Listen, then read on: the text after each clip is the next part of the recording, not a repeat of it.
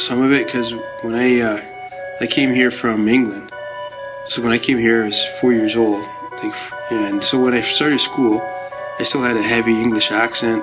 I was in Woodstock, and at the time, I was like the only black kid in my school, in the actual whole school. So I talk funny. I don't look like everybody else. So I had to learn pretty early on that I had to be confident, and I had to kind of focus on succeeding and proving people that I could do stuff, because I'm never going to be equal. So I had to say, okay, I'm either going to be less than or I got to be greater than, right? So for me, that's kind of that's why for me, like, mindset is a little bit easier, because I've kind of always had this confidence, right? Which is an advantage. You picked greater than.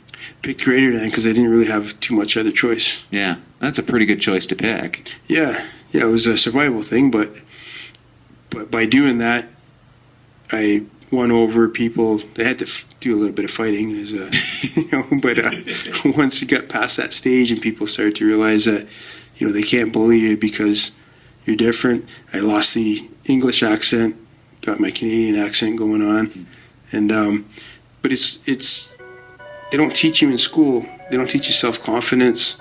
They don't teach you willpower, that you really have the power to choose what you do, like, unless it's for your career.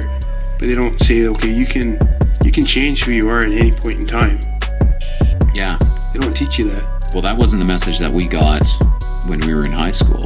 No. It was very much, so what's your career going to be? Mm-hmm. You're 17 years old. Yeah. Clearly you know enough to map out the next 30 years of your life. Or they would tell you, if you don't choose something, you're going to be a loser. Oh, man, did they ever drive that point home. Oh, yeah. And we had the internet then, so they could pull up pictures of heroin addicts. Yeah, exactly. It's fear. Yeah, total fear-driven decision-making. Yeah. Driven into a 17-year-old minds. Mm-hmm. And we still continue to do that. It feels wrong, doesn't it? It's crazy. And then you're not living like a passionate life where you're getting fulfillment. You're just trading your time for money.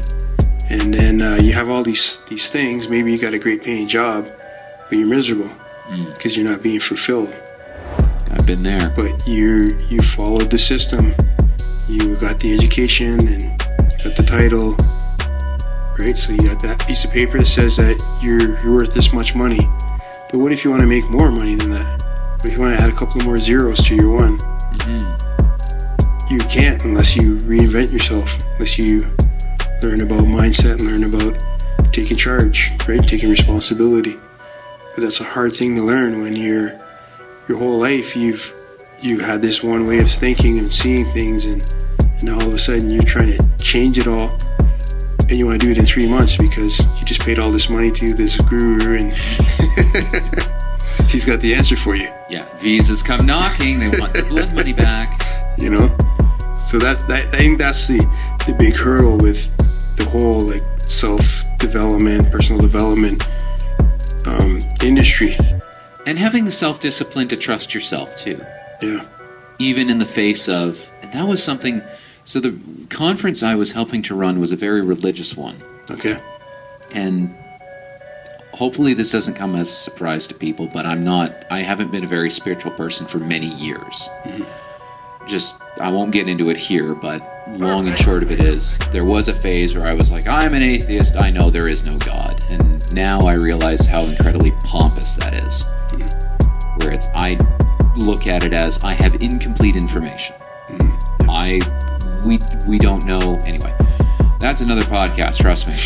I'd love to get a panel of different religious scholars and talk about that one. Mm-hmm. I think that'd be fascinating, wouldn't it? It would be an interesting one for sure. See the sparks fly.